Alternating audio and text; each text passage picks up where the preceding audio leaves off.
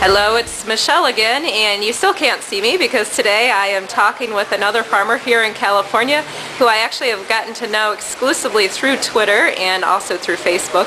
And he's here to talk to us a little bit about what he's done in agricultural leadership. So Cannon, can you tell us a little bit about why you think agricultural leadership is important in social media?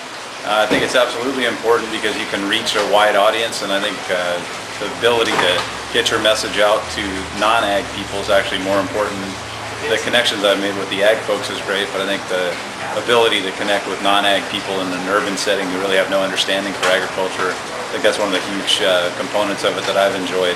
Try to dispel some of the myths that are out there about agriculture, especially like what they term in California and all around the country as corporate or big agriculture. I think a lot of people out there try to demonize and dehumanize farmers, and one way of using social media is they can actually see what's going on and ask questions and have an interactive experience with a farmer, which I think is pretty important. Well, that's great. So, Cannon, is it fair to say that you're a large farmer?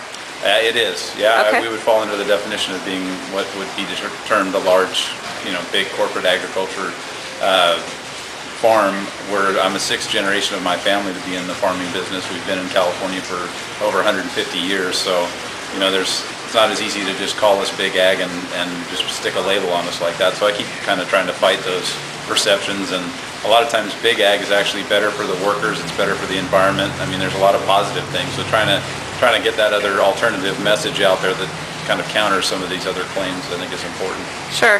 And what kind of response have you seen from people through connecting with them in social media? It's been very positive. A lot of times you'll kind of get in a back and forth with somebody who has an alternate opinion, and Twitter is good in a way because it kind of keeps you from, you have to be brief and you can't really get into too much. It can be good and bad. There's ways you have to kind of work with it, but just that back and forth over time, I haven't necessarily changed somebody's mind, but I've maybe given them a different perspective, and a lot of times my perspective, appreciating what their side of the issue is as well. I think really to find solutions, you're going to have to find some common ground, and using that kind of a dialogue has been pretty effective for that. Okay, great. And Cannon, if there's one thing that you could encourage others to do as far as a leader in agriculture, what would it be? Just to get involved, not to sit on the sidelines. I think it's just really easy to say I don't have time to get involved, or I don't have time to use Twitter, or I don't have time to do any of these things, but you really have to have the time. I think agriculture is in a position where we can't really sit back any longer and just wait for people to help us. I mean, we have to kind of get out there and get the messages out ourselves instead of waiting for somebody else to do it or waiting for our associations to do it. I think farmers as individuals need to step up and really make more of an effort. Well, there you have it, folks, from a California farmer himself about why leadership in agriculture is important. Thanks, Cannon. Sure.